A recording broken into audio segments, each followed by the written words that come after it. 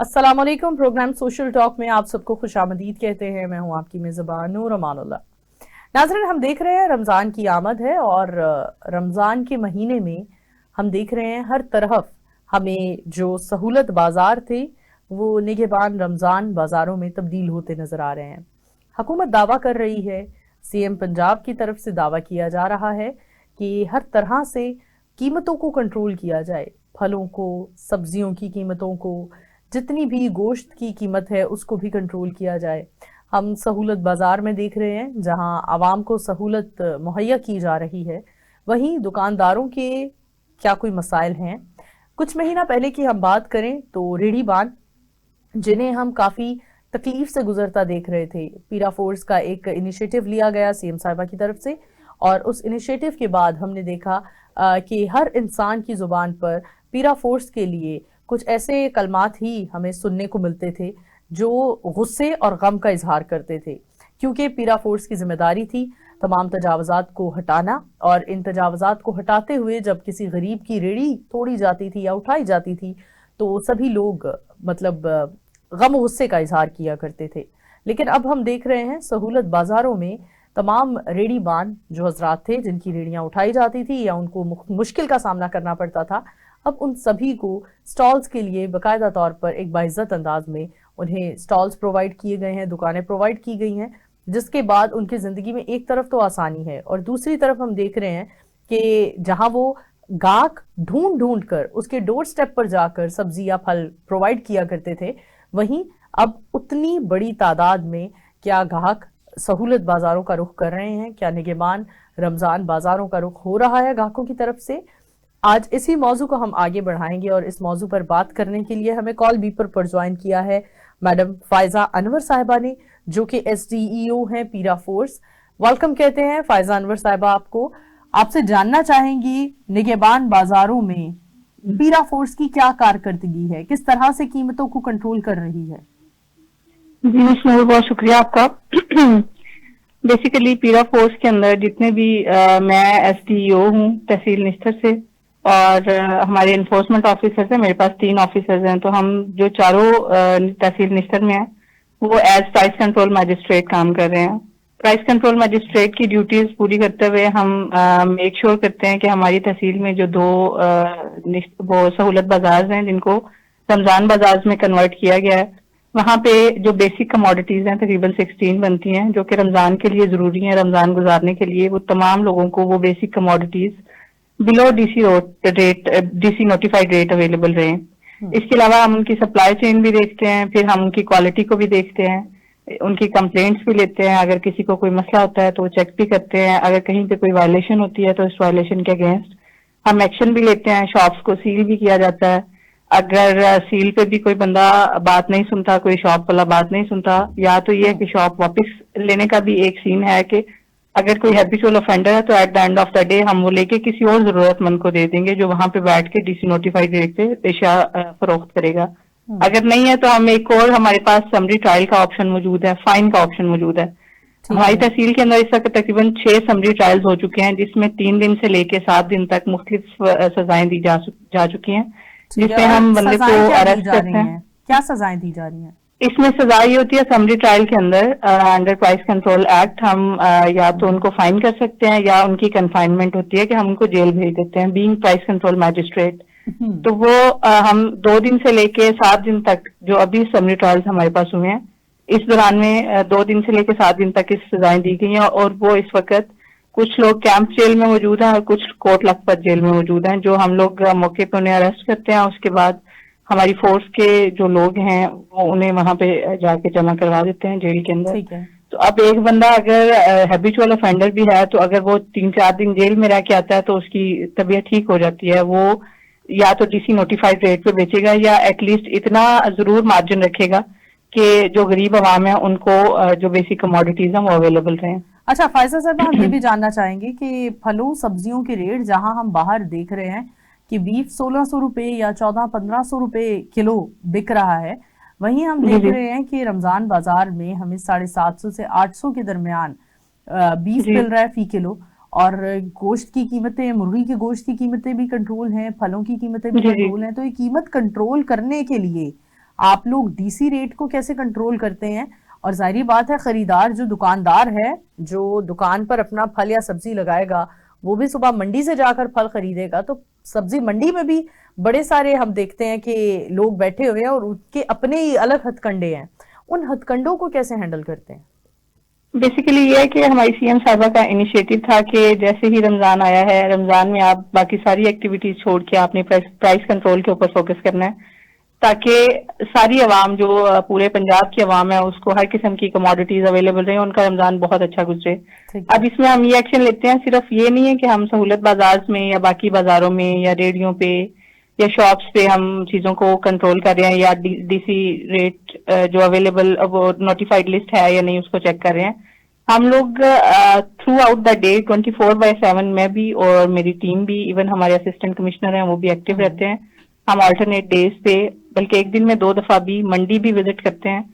मंडी में मैं खुद सहरी के बाद जाती हूँ अक्सर, सुबह जब फलों की बोली हो रही होती है या सब्जी की बोली हो रही होती है, उसमें मोस्टली होता है कि कुछ लोग जैसे बनाना है तो उसमें वो लोग अब जब बोली कर रहे होते हैं तो उसमें कुछ फेक लोगों को डाल देते हैं ताकि बोली की कीमत थोड़ी ऊपर चली जाए। तो अब जब हम लोग खड़े होते हैं तो उस टाइम पे ऑब्जर्वेशन में भी ये चीज आ जाती है कि एक बंदा जो डिफरेंट जगहों पे जाके बोली की कीमत बढ़ा रहा है, वो रेट ऊपर कर रहा है। तो हम बहुत दफा ऐसे फेक लोगों को हमने साइड पे किया और जो दुकानदार वहां पे मौजूद होते हैं उनसे हमने फेयर प्राइसेस लगवाई हैं और फेयर प्राइसेस में उन्हें वहां से जब फ्रूट मिलता है तो वापस आके वो डीसी नोटिफाइड रेट पे सेल कर सकते हैं, उसमें भी उनका प्रॉफिट मार्जिन होता है। तो हमारी जो प्राइसेस है उनकी रैशनलाइजेशन पे भी काम किया गया है। हमारी जो प्राइस कंट्रोल कमोडिटीज डिपार्टमेंट है उसकी तरफ से भी, इसके अलावा हमारी डिस्ट्रिक्ट एडमिनिस्ट्रेशन इसके ऊपर बड़ा कीनली ऑब्जर्व कर रही है। हमारी teams all the time active रहती हैं। डिस्ट्रिक्ट एडमिनिस्ट्रेशन की तरफ से बार बार हमें इंस्पेक्शंस के ऊपर फोकस किया जाता है। हम जो रेट लिस्ट है उसके ऊपर फोकस करते हैं कि वो अवेजा रहे। फिर हम पब्लिक अवेयरनेस का काम भी करते हैं। मेरी अपनी जो फोर्स है उसकी बीट्स कंटिन्यू रहती हैं। मेरे जो एनफोर्समेंट ऑफिसर्स हैं वो जब एक बीट उनकी होती है तो उस बीट के अंदर जितनी भी शॉप्स आ जाती हैं उन शॉप्स को कंटिन्यूअसली वो मॉनिटर कर रहे होते हैं, इंस्पेक्शंस देख रहे होते हैं, लोगों से पूछ रहे होते हैं।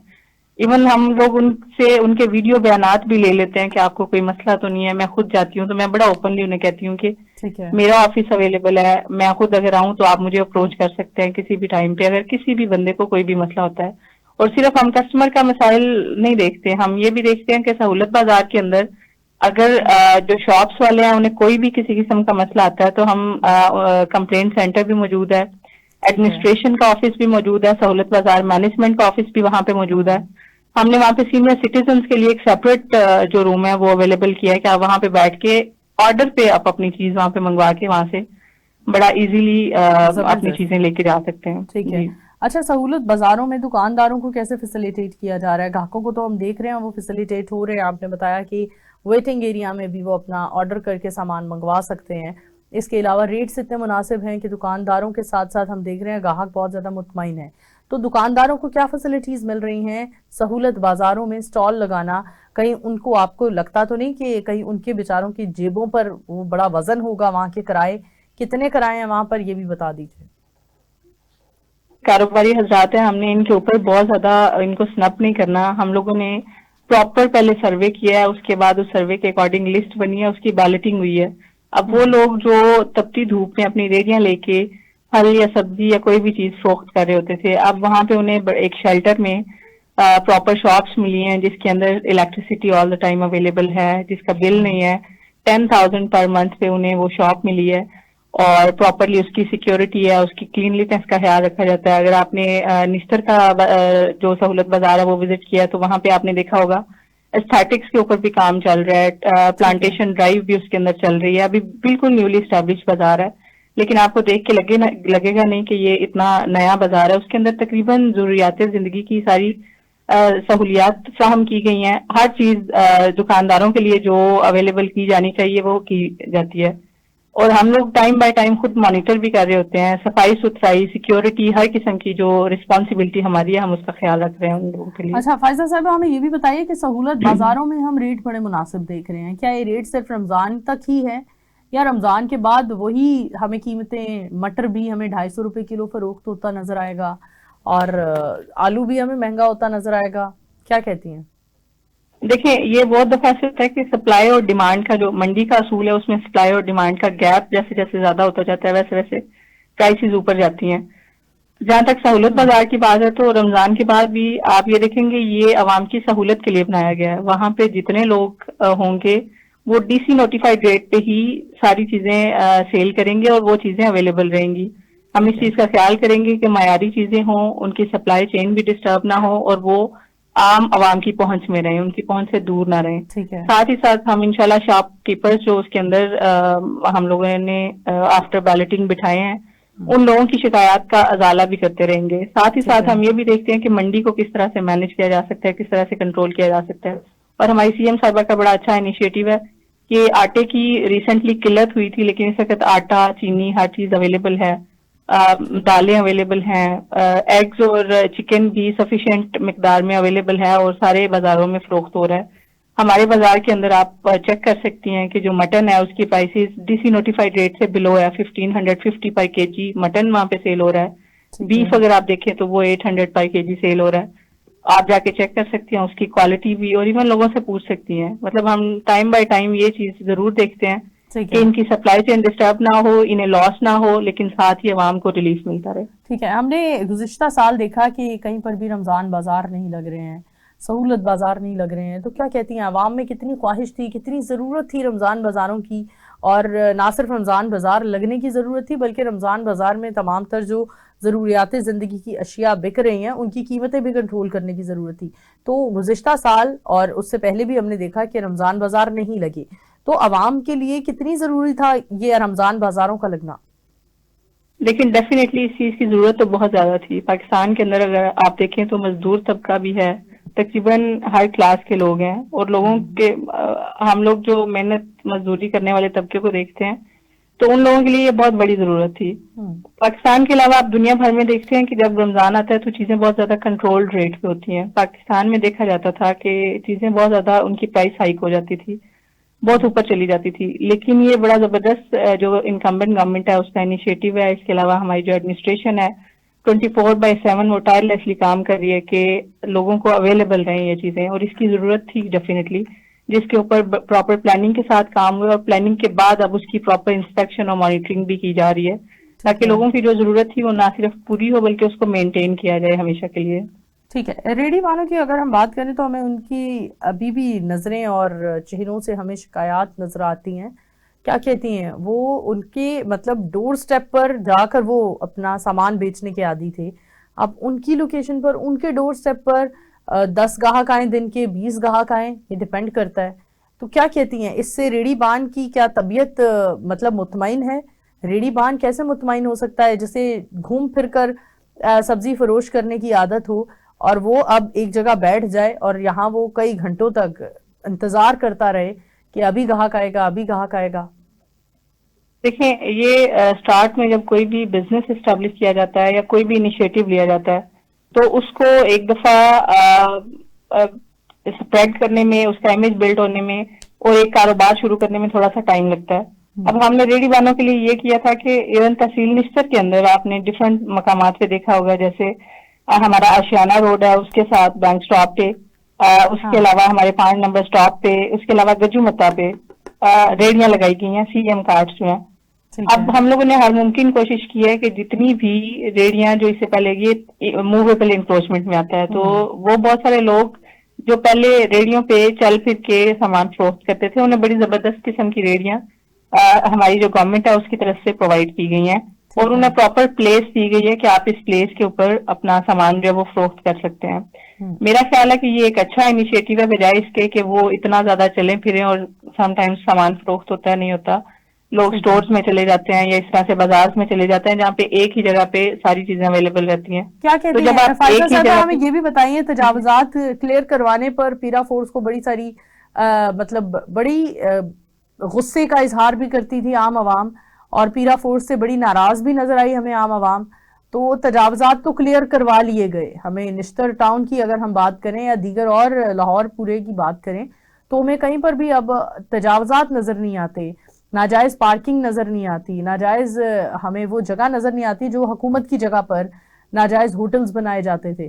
तो क्या कहती हैं, अचीवमेंट हो गई है? पीरा फोर्स ने जो उसको टास्क दिया गया था सीएम की तरफ से वो अचीव कर लिया है या अभी करना है? जी देखिए, अभी रिसेंटली पीरा फोर्स को ऑपरेशनल हुए अभी 1 साल का अरसा नहीं गुजरा, हमने माइलस्टोन्स अचीव किए हैं जो टारगेट्स हमें दिए गए थे। आप जितनी भी देखती हैं कि कॉन्टिजेंसी फैक्टर्स जहां जहां पे भी कोई आफत भी आई है वहां पे भी पीरा फोर्स को यूज किया गया। और अगर हट के देखें तो जब इंक्रोचमेंट जितनी भी थी, मूवेबल इंक्रोचमेंट खास तौर पे, वो मूवेबल इंक्रोचमेंट काफी हद तक खत्म हुई है। आपने कारोबार को बढ़ते ही देखा होगा, कम होते नहीं। बहुत सारे लोग जो इससे पहले सड़क के ऊपर या हर तरफ चल फिर के सामान फरोख्त कर रहे होते थे, प्रॉपर रेडी पे फरोख्त कर रहे हैं। और जो कुछ बड़ी रेडियां जिनके पास थी या 3-4 रेडियां थी, वो लोग अपनी शॉप लेके आराम से एक जगह पे रिस्पेक्टेबल वे में बैठ गए हैं। एक्सीडेंट्स की शरह कम हुई है, सिक्योरिटी के इश्यूज कम हुए हैं। रश की वजह से बहुत सारे ऐसे क्राइम्स थे जो गजुमता पे इवन आप देखें तो बहुत ज्यादा क्राइम्स का एक गढ़ था, तो वहां पे क्राइम्स का खात्मा हुआ है। वहां पे इजीली आप अगर देखें तो फिरोजपुर रोड से आप कसूर की तरफ अगर जाएं तो आप इजीली वहां पे मूव कर सकते हैं, गाड़ी पे, बाइक पे, इवन पैदल आप मूव कर सकते हैं। तो ये डेफिनेटली अच्छे स्टेप्स हुए हैं। अब जब इन्फोर्समेंट की जाती है तो इन्फोर्समेंट के साथ एक नेगेटिविटी जरूर अटैच होती है कि जब एक लंबे अरसे तक अनट्रीटेड किसी चीज को छोड़ा जाता है तो वो चीजें कस्टम का हिस्सा बन जाती हैं। अब उस कस्टम जो ऑलरेडी स्टैब्लिश थी उसको हिलाना थोड़ा सा मुश्किल था, तो हमें वो फोर्सफुली भी हिलाना पड़ा, जिसकी वजह से हमारे इमेज के ऊपर भी क्वेश्चन मार्क आया। लेकिन हम लोगों ने कंसिस्टेंसी से अपनी सॉफ्ट पॉलिसिंग के थ्रू, हम लोगों ने अपनी अच्छी कम्युनिकेशन के थ्रू हम रिस्पेक्टेबल वे में उस माइलस्टोन को अचीव किया है और इंशाल्लाह करते रहेंगे। हमारे जितने भी स्केड्यूल्ड लॉज हैं, जिसमें दूसरे बहुत सारे डिपार्टमेंट्स के लिए की एनक्रोचमेंट्स भी शामिल है और दूसरे डिपार्टमेंट्स की असिस्टेंस भी शामिल है, जिसमें पीएचए भी है, एलडीए भी है, उनके साथ मिलकर हम ऑपरेशन कर भी रहे हैं, तजावजात को हटा रहे हैं। इंशाल्लाह हम जो इमूवेबल एनक्रोचमेंट्स हैं उनकी तरफ भी अभी कर भी रहे हैं, लेकिन इससे भी ज्यादा आगे आने वाले टाइम में करेंगे। ठीक है, 1000 का नंबर इंट्रोड्यूस करवा दिया गया 1000, जिस पर कहा गया कि सीएम को बताएं, मरियम को बताएं, एक स्लोगन भी चलाया गया। तो क्या कहती हैं, ये 1000 का प्रोसीजर क्या है जिस पर कॉल मिलाएं तो क्या चलता है? मतलब एक आम आदमी जिसको वाकई सीएम की मदद की जरूरत है वो मरियम को अपना मसला कैसे बता सकता है? इस पर भी थोड़ी रहनुमाई कर सकती हैं? जी, इसके ऊपर ये है कि जब हेल्पलाइन के ऊपर कॉल की जाती है, जिसका जो भी इशू होता है, बेसिकली अभी रिसेंटली जैसे हमारे निगरान कार्ड्स हैं, जब कार्ड्स डिस्ट्रीब्यूट हुए हैं तो उसमें हमारे अर्बन यूनिट की तरफ से सोशो इकोनॉमिक सर्वेज किए गए हैं, जिसके बाद रमजान के अंदर हमारी मैडम सीएम साहिबा की तरफ से कार्ड्स की डिस्ट्रीब्यूशन स्टार्ट हुई और हम अभी भी थ्रू आउट द डे वो कार्ड्स डिस्ट्रीब्यूट भी कर रहे होते हैं, उनको कैश भी करवा रहे होते हैं। हमारे साठ तहसील के अंदर प्रॉपर सेंटर्स मौजूद हैं जहाँ पे बैंक्स की टीम्स बैठी हुई हैं। तो अब अगर किसी का कोई सर्वे के अंदर नाम मिसिंग है या अगर किसी को कोई किसी किस्म की शिकायत आती है तो उस हेल्पलाइन के ऊपर कॉल करके वो अपनी शिकायत को दर्ज भी करवा सकते हैं और हम उनको उनके डोर स्टेप पे या उनको अप्रोच करके उनके जो भी मैटर्स हैं उनको सॉर्ट आउट फायजा जी, ये तो आपने एक आम शहरी के लिए एक प्रोसीजर बता दिया। हमें ये भी बताइए कि 1000 पर जब कोई अपनी शिकायत दर्ज करवाएगा तो उस शिकायत को कौन सा महकमा, कौन सा अमला उसको रिस्पॉन्ड करेगा और कहाँ से प्रोसीजिंग स्टार्ट होगी? प्रोसीजर कहाँ से स्टार्ट होगा?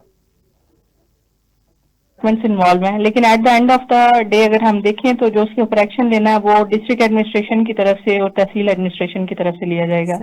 बाकी सारे डिपार्टमेंट्स को tehsil administration under the supervision of district administration control करता है और उसके ऊपर प्रॉपर एक्शन लेता है और हर शहरी को उसके डोर स्टेप के ऊपर according to the vision of madam CM साहिबा हम उसकी शिकायत का अजाला करने की कोशिश करते हैं। ठीक है। अच्छा फायजा जी, हमें ये भी हम जानना चाहेंगे, हमने कहा सीएम के इतने प्रोजेक्ट्स हैं जिनको आप बता रही हैं कि अब 1000 जिस पर कॉल करके एक आम शहरी, एक आम इंसान अपना मसला सीएम साहिबा को बता सकता है और उस पर रिस्पॉन्ड करने के लिए भी अमला प्रॉपर मौजूद है।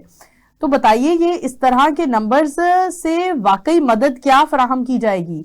क्या हॉस्पिटल के मसाइल हल किए जाएंगे या किसी की माली इमदाद भी की जाएगी या 10-10 हजार रुपए घर पर भिजवाए जाएंगे? कैसे भिजवाए जाएंगे?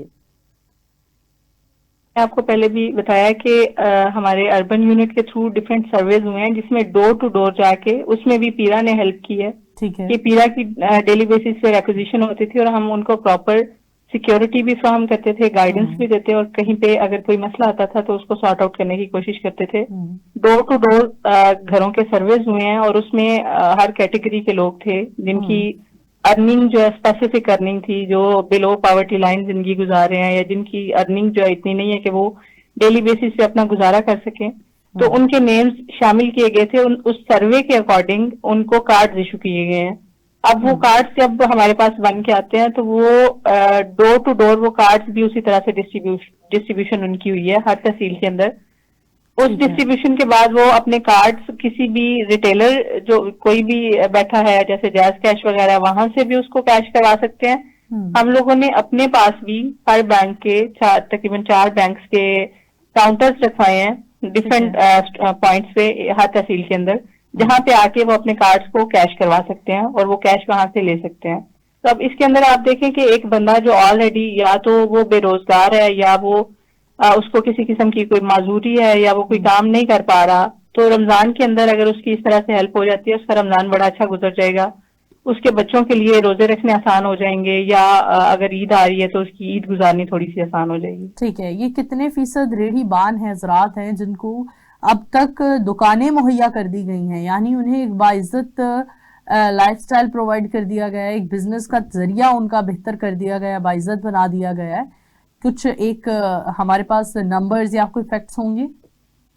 देखिए हमारे पास तकरीबन सारी लिस्ट अवेलेबल हैं जो ऑलरेडी रेडियां लगाते थे और जिस पॉइंट पे लगाते थे। अब उसके अंदर जब बैलेटिंग हुई तो बैलेटिंग के अंदर कुछ स्पेसिफिक नंबर था कि उतने लोगों को हम वहां पे शॉप्स अवेलेबल करके दे सकते हैं। उसमें फ्रूट्स की सेपरेट है, करियाना की सेपरेट है, मटन बीफ की सेपरेट है और सब्जी की अलग है।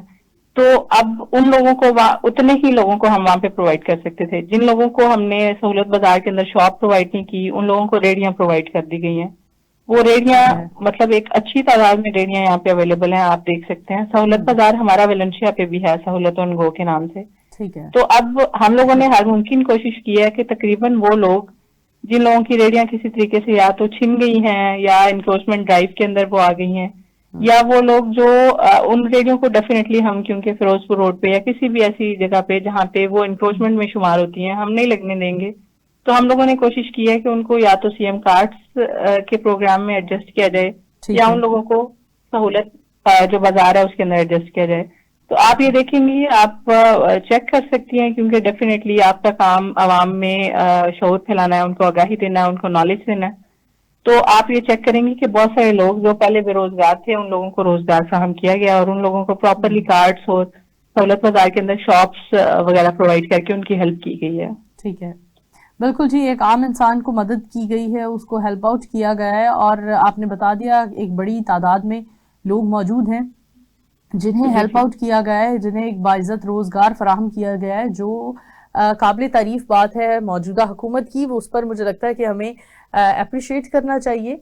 जहां हुकूमत अच्छे इनिशिएटिव ले रही है वहां हमें अप्रिशिएट करने की ज़रूरत है। क्या कहती हैं आप, क्योंकि पीरा फोर्स को ये महकमे से हैं आप और पीरा फोर्स पर हमने एक लंबा अरसा तनकीद होते देखी है। अब अगर कुछ लोगों को समझ आना शुरू हुई है कि पीरा फोर्स का मकसद क्या था, मतलब क्या था इस अदारे का, इस महकमे के बनाने का, क्या कहती है ईद के हवाले से, रमजान और सहूलत बाजारों के हवाले से क्या कोई इसमें भी मजीद डिस्काउंट पैकेज इंट्रोड्यूस करवाया जाएगा? जी, it took a lot of time. सबसे पहले तो ये अगर इमेज की बात की जाए तो तकरीबन 1 साल लगा है जिसमें हम लोगों ने अपना इमेज एस्टैब्लिश किया। पीरा ने अनथक मेहनत की है, मेरी फोर्स के जवानों ने, मेरे जो स्टेशन पे जो ऑफिसर्स हैं, एनफोर्समेंट ऑफिसर्स या दूसरे बहुत सारे जो ऑफिशियल्स हैं उन लोगों ने, हमारे हेडक्वार्टर के लोगों ने, हमारे डीजी साहब जो है उन्होंने दिन रात बहुत काम किया है इसके लिए, इसकी लीगल बैकिंग के लिए, हमारे लिए हर किस्म की जो लीगल लैक्यूनास है उनको साइड पे रखते हुए सारी चीजें फहम करने की कोशिश की है। हमें अच्छा ह्यूमन रिसोर्स दिया गया। इसके अलावा जो हमारी डिस्ट्रिक्ट एडमिनिस्ट्रेशन है उन्होंने प्रॉपरली पीरा को हर उस जगह पे यूज किया है जहां पे यूज करने का हक था या जिस काम के लिए पीरा को एस्टेब्लिश किया गया है।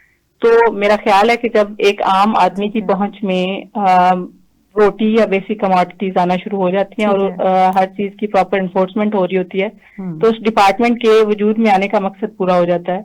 तो डेफिनेटली हमारी जो हेडक्वार्टर और हमारी जो डिस्ट्रिक्ट एडमिनिस्ट्रेशन है उसको बड़ा ये क्रेडिट जाता है कि उन्होंने बड़े तरीके से पीरा की एग्जिस्टेंस को प्रॉपर वे में यूज किया है और डेफिनेटली आगे भी हम इस तरह से काम करते रहेंगे। और हमारी जो सीएम साहिबा उनका विजन था कि एनफोर्समेंट के लिए एक सेपरेट फोर्स बनाई जाए। उस फोर्स ने प्रॉपरली काम किया है, जितने भी हमारे अगर नेचुरल क्लैमिटीज में आई हैं उन क्लैमिटीज के अंदर भी काम किया गया। अदर देन दैट अगर ब्यूटिफिकेशन का काम देखा जाए या हम यहाँ पे किसी किस्म की कोई भी एक्टिविटी होती है तो वो पीरा के बगैर अब नामुकम्मल है तकरीबन। हम किसी भी दूसरी लॉ एनफोर्समेंट एजेंसी से, जो डिस्ट्रिक्ट एडमिनिस्ट्रेशन है, सिविल एडमिनिस्ट्रेशन है, वो कोई भी हेल्प नहीं लेती। नेक्स्ट अगर हम देखेंगे तो सस्ती अशिया फ्राहम करना, बीइंग प्राइस कंट्रोल मैजिस्ट्रेट, हमारी रिस्पॉन्सिबिलिटी है। हम अगर क्वालिटी को देखें तो फूड डिपार्टमेंट के साथ भी हम कांटेक्ट में होते हैं और इंशाल्लाह हम इसी तरह से करते रहेंगे। जितने भी लीगल लैक्यूनाज हैं उनको हमारा हेड ऑफिस कवर करता रहेगा और हमें इस तरह से ही बड़े पीसफुल वे में हम आगे काम करने की कोशिश करते रहेंगे, पूरे फुल ऑन मेरिट और लोगों की भलाई के लिए, बेहतरी के लिए, उनकी ईज के लिए काम करते रहेंगे। ठीक है, आखिर में मैं ये जानना चाहूंगी, पैसे लेने के हवाले से बड़े सारे इल्जामात भी लगते रहे, तो अगर कोई ऐसा अफसर हो, कोई ऐसा जवान हो पीरा फोर्स में जिसने पैसे लिए हो, तो उसके लिए क्या सजा होती है करप्शन के हवाले से? अच्छा, इसके अंदर ये है कि बड़ा स्ट्रिक्ट एक्शन लिया जाता है। हमारे जो हेडक्वार्टर की तरफ से भी हमें प्रॉपर हदायत की गई हैं। जो दो तरह की पेनल्टीज होती हैं, इसमें एक माइनर पेनल्टीज हैं और एक मेजर पेनल्टीज हैं। तो जो हमारी माइनर पेनल्टीज हैं वो एसटीईओ के पास है और वो मेजर पेनल्टी के लिए हेडक्वार्टर के अंदर रेफर कर सकता है। तो माइनर पेनल्टीज के अंदर मैंने तकरीबन अपने 5 से 7 जवानों को माइनर पेनल्टीज दी हैं, जिसके अंदर अगर किसी भी किस्म की कोई एप्लीकेशन आ जाती है, उस एप्लीकेशन के अंदर एप्लीकेशन को देखते हुए हम शो कॉज इशू करते हैं। शो कॉज में वो जो कंसर्न सार्जेंट होता है या अगर कोई ऑफिसर भी है तो वो अपना रिप्लाई सबमिट करवाता है। उसके बाद उनकी प्रॉपर इंक्वायरी होती है और अगर वो साबित ना कर सके और उनके अगेंस्ट प्रूफ्स होते हैं तो हम माइनर पेनल्टी तो अपने पास देते हैं। और अगर इन केस उसका क्राइम इतना है और उसने इंटेग्रिटी पे कोई ऐसा क्वेश्चन उठाया है जो इदारे को बदनाम कर सकता है तो हम उसको मेजर पेनल्टी के लिए अपने हेडक्वार्टर में रेफर करते हैं। और बहुत सारे ऐसे लोग हैं जो जिनका डिसमिसल फ्रॉम सर्विस भी हुआ है सिर्फ इस रीजन की वजह से। हमारे जो हेड ऑफिस का मोटो है उसमें किसी भी तरह से जो इंटेग्रिटी है उसके ऊपर कोई क्वेश्चन नहीं हो सकता। ठीक है, बहुत शुक्रिया, thank you so much Faiza ji, आपके कीमती वक्त का और आपकी राय का। जी नाज़रीन, एसडीईओ पीरा फोर्स फायजा अनवर साहिबा हमारे साथ मौजूद थी, जिन्होंने हमें बताया कि किस तरह से सूरत हाल को हैंडल किया जा रहा है।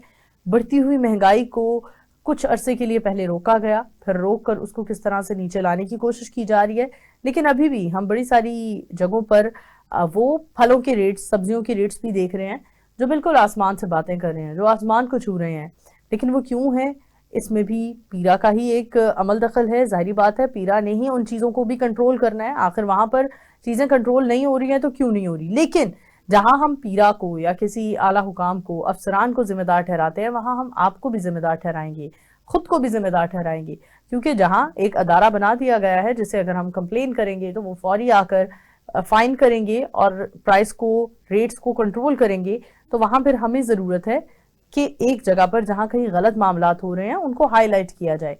तो लिहाजा अगर कुछ ऐसे मकाम हैं जिन्हें आप देख रहे हैं, आपके आसपास सब्जियों के, फलों के, गोश्त के रेट्स ओवर चार्ज किए जा रहे हैं, बहुत ज्यादा बढ़ा दिए गए हैं रमजान की वजह से, तो उसकी कंप्लेन करें। और पीरा फोर्स का नंबर आपके पास मौजूद है और आप जब भी चाहें इस नंबर पर कंप्लेन कर सकते हैं, ताकि हम इस बढ़ती हुई महंगाई को कंट्रोल करने में अपना अनफरादी रोल भी प्ले करें। इसी के साथ अपनी होस्ट नूर अमानुल्लाह को प्रोग्राम सोशल टॉक से दीजिए इजाजत। दोबारा हाजिर होंगी, तब तक के लिए अल्लाह हाफिज।